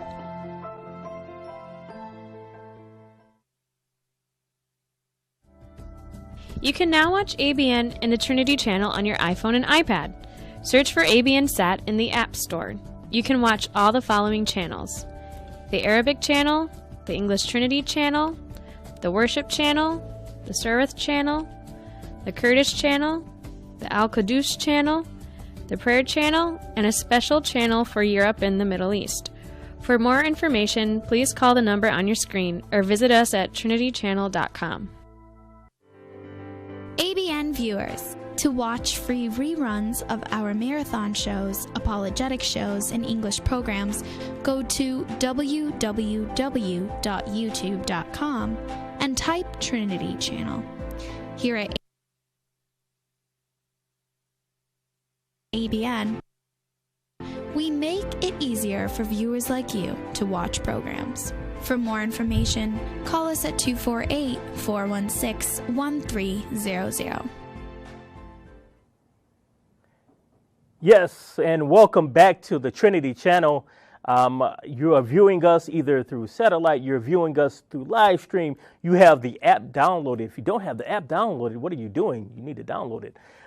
We are here, and I'm your guest, C.L. Edwards of callingmuslims.org, and we've had a very lively, very in-depth conversation. We've had with us Christian Prince, Dave Ajama, and we had our Muslim of Turkish descent with us for a time over Skype, and that was Edip Yücel. He made a lot of claims. He says that Muhammad was not a murderer, he was not a killer, he was not a false prophet, that the things that you see in the hadith, that doesn't apply. Those things came from the Jews. They came from the Jews. They were tall tales that somehow made it into Islamic history. And he rejects all of it. He condemned Sunnis and Shia, and at the same time, he tried to condemn Christians and claimed that Christians are killing Shia and Sunnis. And it was hard to really follow and understand a lot of the things he said, but we did give him equal time. We were respectful as much as possible. He began disrespectful, and if he got a bad reaction, it's only because it was a reaction to things that he said. But we do give our Muslim friends and our Muslim callers equal times. We give them time to voice their opinion and to give their answers, and that's exactly what we did. Now, Dave Ajama has left, and we thank Dave for being a part of the show. We thank him for his insight and all the things that he had to say. But we still have Christian Prince, and I believe Christian Prince is still on the line. Are you still there, Christian? Yes, I'm with you. Yes. Now, we were just talking. The subject of the show is, of course, Ramadan and human blood sacrifices. Now, let me ask you about this title for people who are confused out there who are watching us. And we have maybe less than half an hour to go. But what is this whole thing about human blood sacrifices? What does that have to do with Ramadan? Islam is a religion of peace. Muhammad is a democratically elected leader of a multicultural Medina society. So where does human sacrifice even fit into any of that?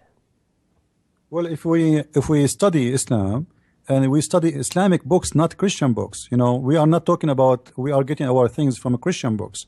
In Islamic books, they report for us that the biggest bloodshed in the history of Islam happened in the month of Ramadan.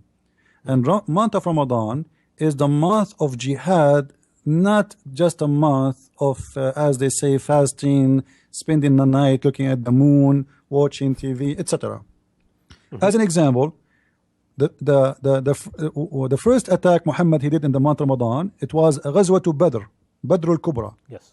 This was in the month of Ramadan, and he slaughtered a lot of his enemies. And this was in the second year of Al-Hijrah. And then the list continue. Like, wasn't an accident that it happened in Ramadan?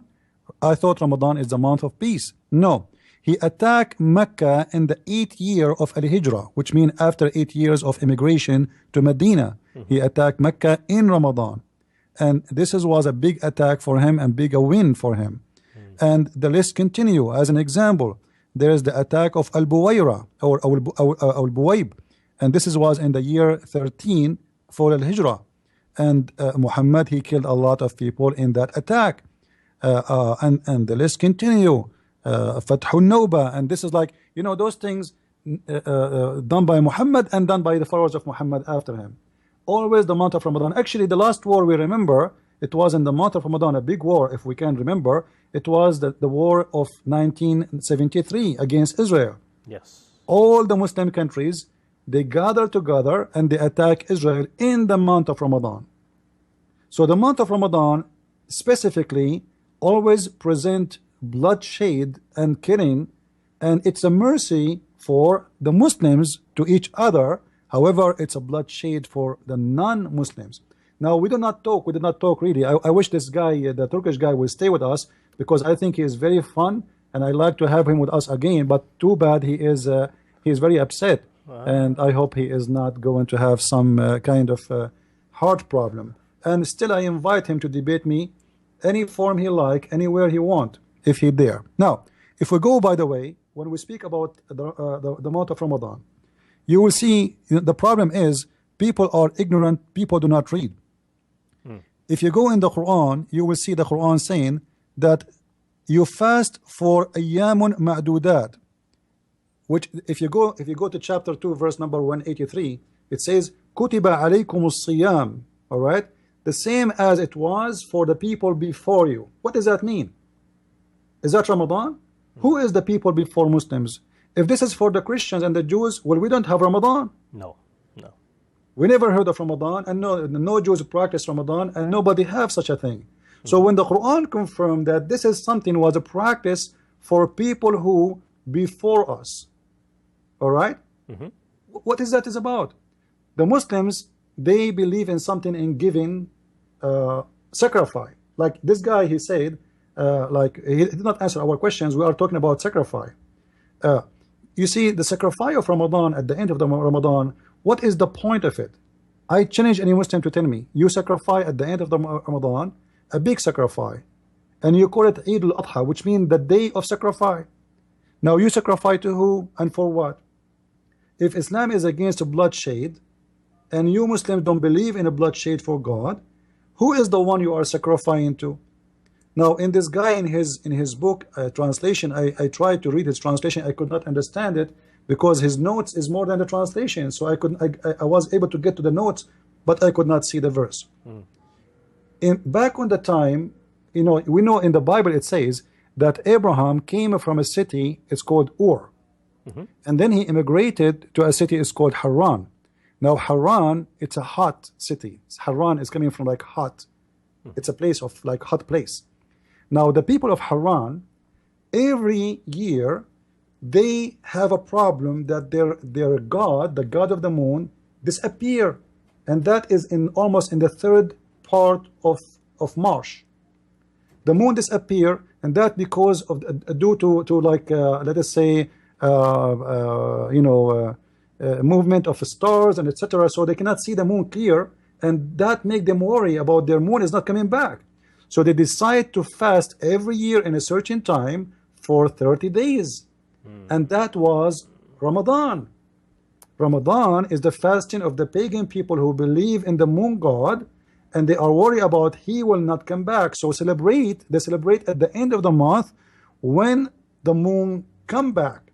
And then they move to the city of that they have a place, certain place, to celebrate the coming back of the moon. Ramadan as a month, the name as it is, it was not really what Muhammad is following. It was the tradition of those Sabian from the town of Haran. And Muhammad, he was just copying them to the point he copied something you just mentioned. It says the night of power, Laylatul Qadr.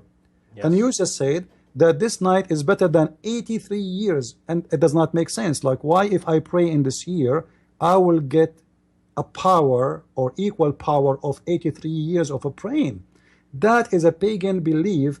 Those who used not to be able to have a sexual succeed with like having seeds from their sex.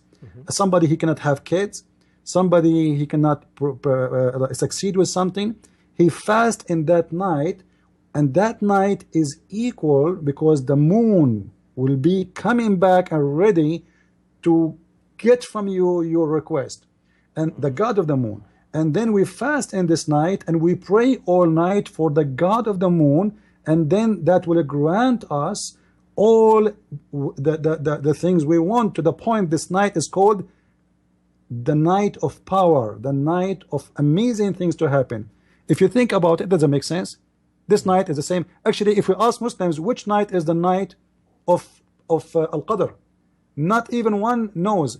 In the book of Hadith, it says that there's 46 say about which date is the date of Al-Qadr. That's funny, because if there's 46 days, 46 says about it, and the month is 30 days, that means the says about the date is more than the days of the month. This is how much confused the Muslims, they do not know even which night is this night. So those people, in order to present themselves to the moon god, they used to give sacrifice, and this god will grant them a lot of grant, like you want to have good fruits from your trees, you want to have good we know the god Baal, the god of fertilizing, the god of fertility. So those people, they worship the moon god, the sky gods, for they grant them their request. And this is what Muhammad told them. Muhammad, he said in the hadith, if a man he pray to Allah in this night, Allah will forgive the past sin and the coming sin. And this is very funny, and it's not fair. Just because I pray this night, my sin in the past and my coming sin is forgiven, so you are encouraging me to do more sin, and you are asking me to do all kind of sin, and in the same time it does not make sense, because then why I need to pray anymore? If one night is equal to 83 years, listen carefully. Yes. If one night prayer is equal to 83 years, it means I do not need to pray for the coming 83 years. So why you are asking me to pray five times a day? I pray just one night, and this is better than all. And you know what? I will pray this night once a year. 83 years, every year I will make in one night prayer. So if you live, let us get a calculator. I don't know if you are good in mathematics.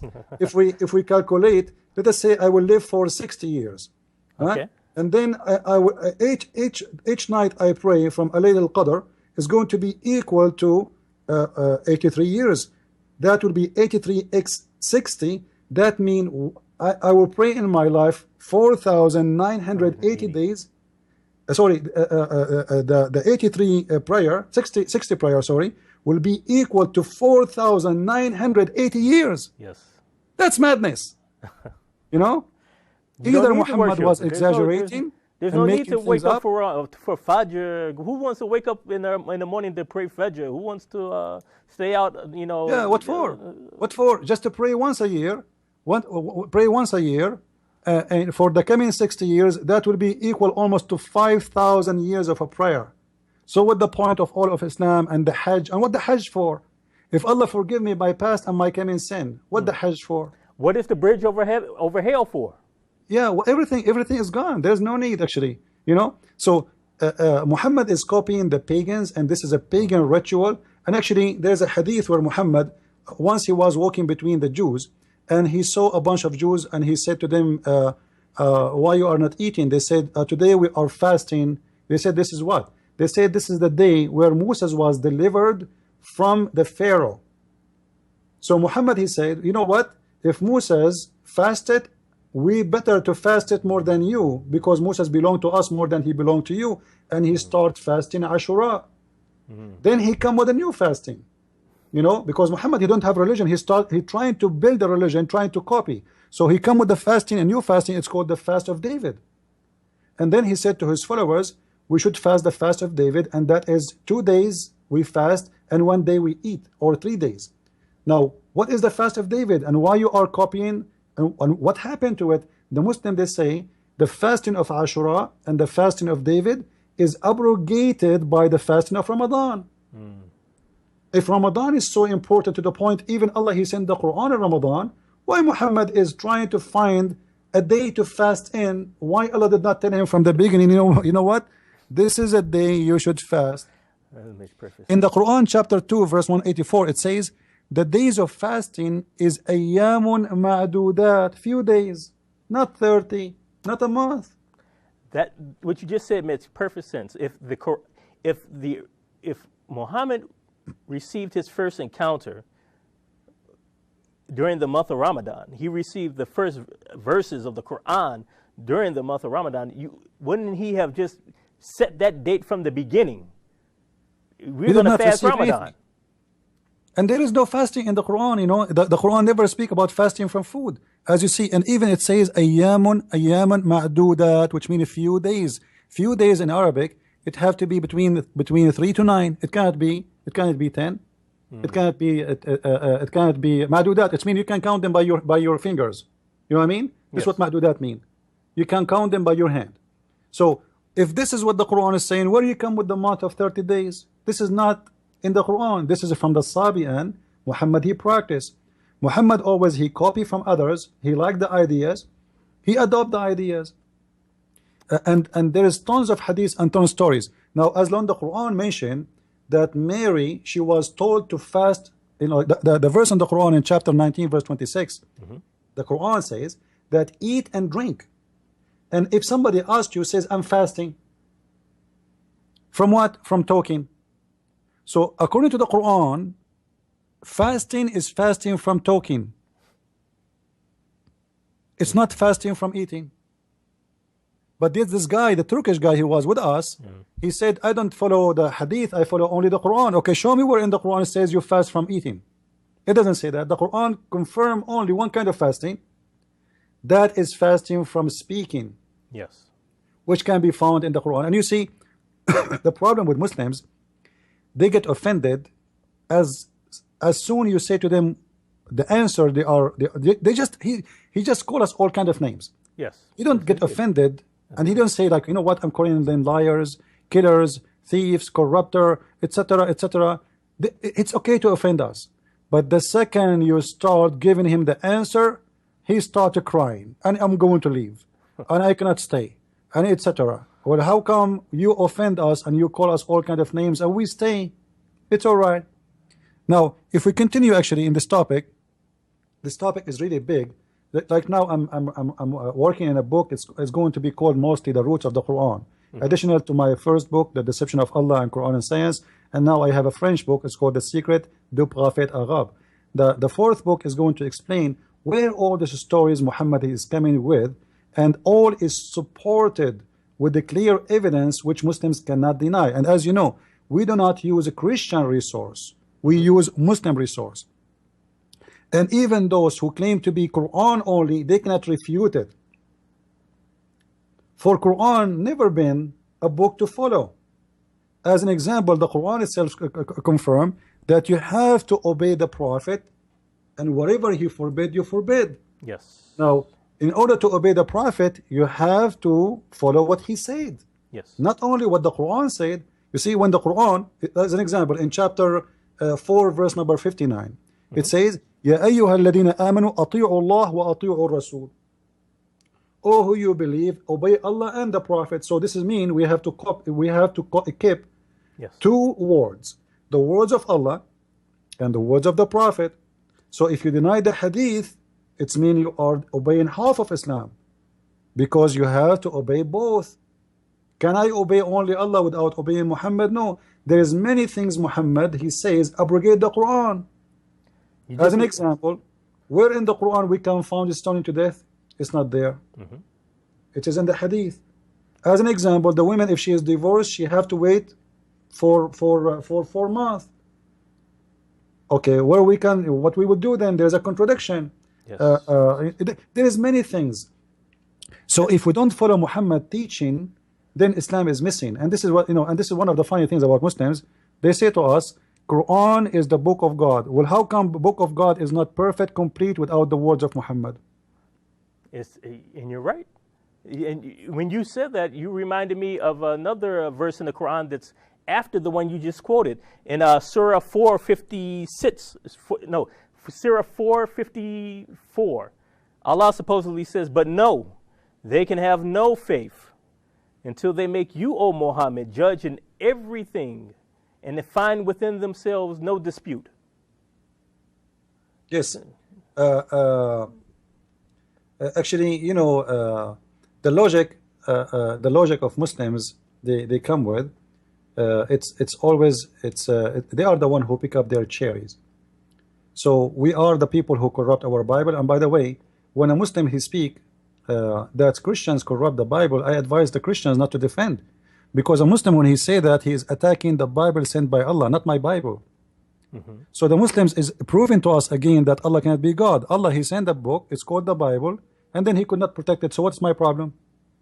Well, even this Edip guy, according to Sunnism, the Sunnah is a wahi, it's a revelation, it's the second revelation, as you just told us. But this guy says the second revelation has been corrupted by Jews. He says that the Hadith is written long after Muhammad. Well, the Quran you have is written when? It's written after.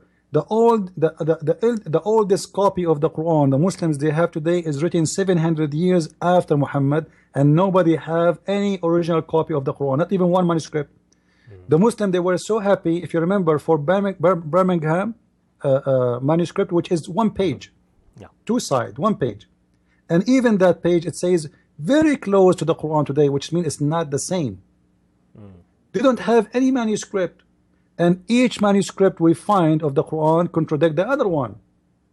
So when you say you don't follow the Hadith, but you accept a book written even after the Hadith, do you have the original book?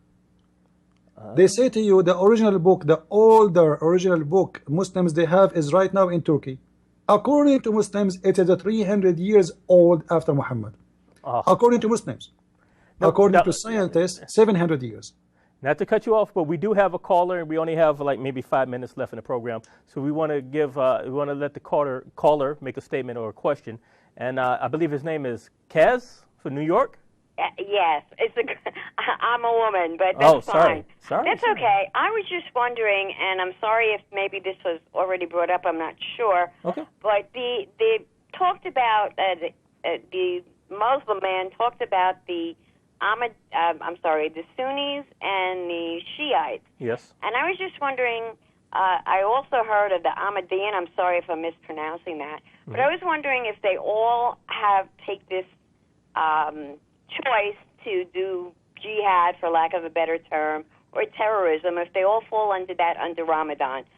Fantastic show. Thank you. Love it, love it, love it. And I'll be quiet and just if anybody could briefly answer that for me.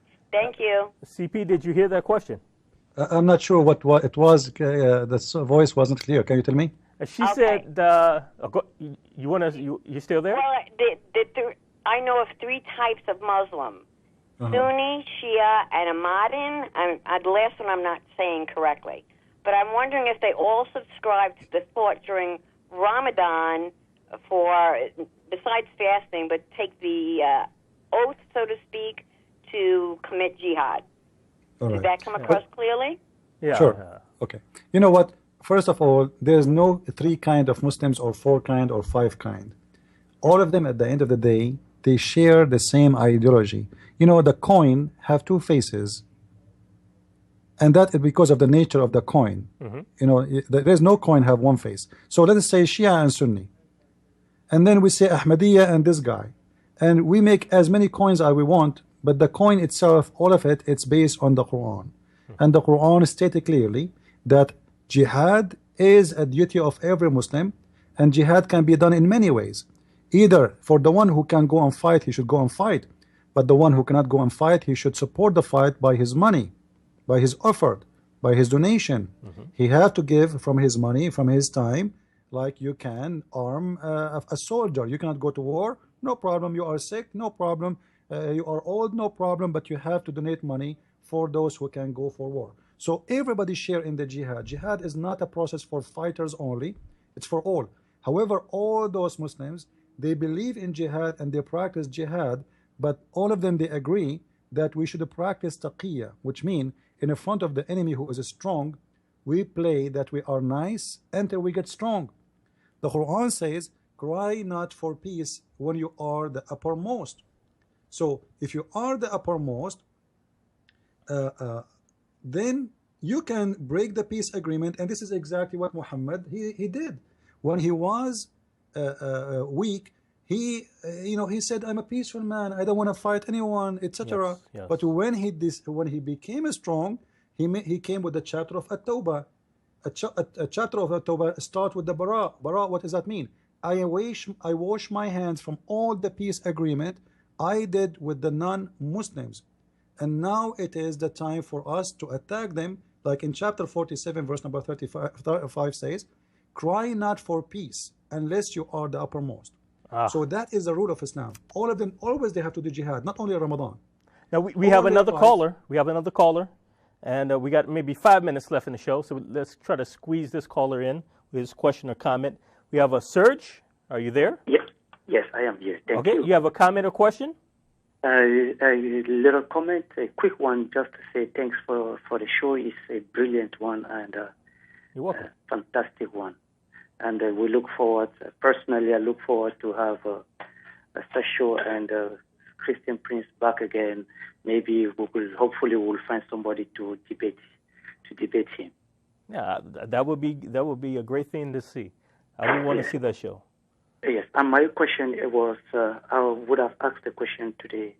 The Turkish descendant, I cannot pronounce his name properly, but unfortunately he left. It was about the Quran.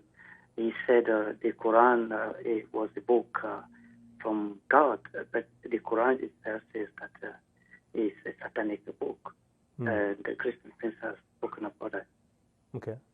So you're saying that Edip, our former guest who was on earlier, he said it was a book from God, but you see it as a book from Shaitan, the Satan. And Christian Prince, what say you about that particular comment? Wishing that you have some Muslim to debate me, I say to you, keep dreaming. They will never do so. All right? Now, about the Quran is the book of Shaitan. The Quran confirmed that. So if this guy, he is a Muslim Quran only, and the Quran says Allah will delete from the Quran the verses which is given by the Shaitan, how we will know which verses it is from the Quran, and how we will know that this verse itself is not made by the Shaitan? As long you are saying to me, Shaitan, and this is in chapter 22 verse number 52, Shaitan gave verses to Muhammad, and Muhammad recited the verses, and Muhammad did not notice, and he went home, and after 2 weeks, suddenly, angel, he came to him, and he said, you know what, the verses you recited, it is from Shaitan. All right? Now what happened? Muhammad was playing hypocrite in front of the pagan, like him, so he worshipped their idols, and he thought the believers will not see him. So when the news spread about him worshipping the idols, he decided to fix it, because a lot of people, they noticed that he is a hypocrite, he's a liar. So he said, oh, you know what, this is those verses I said when I was there, it's from Shaitan, and Allah will take them off. Now this is my challenge to the Muslims. Which verses Allah will take off? Chapter 22 verse 52 says, whatever Shaitan he gave Muhammad, we will take it off. How we will know which ones? Especially the Muslims, they memorize the verses in their heart. Allah will make all the Muslims forget the Quran? I thought the Quran is preserved. And how Allah accept such a thing to happen to his prophet, which is protected by Allah. You know, the Quran confirmed that Muhammad is protected from the Satan, and nobody can, like Shaitan, have no authority over Muhammad or even Muslims. And Muhammad in the Quran confirmed in chapter 15, I think 1542, confirm, it says, Inna ibadi laysa laka alayhum sultan. My followers, Allah saying, my followers, which mean the Muslims, you Shaitan, you have no authority upon them except those who follow thee. Which mean in order for Shaitan to give you satanic verses, you have to be a follower of Shaitan. Because the Quran confirms Shaitan have no authority, have no power over somebody. He follow Allah. So sounds like you need to tell me. To me. Yeah. It sounds like reason to me. But we've come to the end of the show, unfortunately. We could probably go on another hour talking about this. But I hope you guys learned something from the show, whether you're Muslim, you're not Muslim. If you came in halfway through the show, you got here towards the end, this is a show that you need to go onto YouTube. You need to look up Trinity Channel, and you need to find the show once it's up. It'll probably be up later on tonight, if not tomorrow. Get the show, watch it again, share it on Facebook, share it on Twitter, email the link to your friends, email the link to the Muslims that you know. Muslims who have an open mind, watch the show and email it to other Muslims so you can learn, so you can see the truth for yourself. Like I said in the beginning of the show, this show is not about Islamophobia. Nobody's afraid of Islam. This show is about exposing truth. And when we quote from the Quran and we quote from the Hadith and we quote from the Sirah of the Prophet Muhammad, who you say is a prophet, we're just simply quoting what Muslim scholars have put together and bound in books. We haven't invented this stuff. We didn't come up with this information. And for any Muslim who wants to deny the Hadith and he wants to deny the history and you just want to be Quran only, you're not being truthful. So you claim to be Quran only. What you do in reality is you take the Quran and you invent your own Sunnah. And you invent your own Tafsir. So who are we to trust? I don't trust the Quran. I don't trust the Hadith. I trust in Jesus Christ as my Lord and Savior.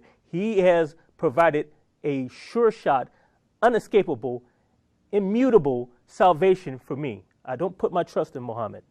And I advise you not to put your trust in Muhammad. Put your trust in Jesus Christ. He is the Messiah. What's the point of having a Messiah? What's a Messiah? Find out. Read the Bible. Thank you for tuning in, being our guest. We thank all the callers who came in, and we're sorry for any caller that had to wait a long time. You saw the show. You saw what happened. So keep tuning in to the Trinity Channel. Keep supporting us. Keep supporting me, C.L. Edwards, at callingmuslims.org. And we thank you so much, and God bless you.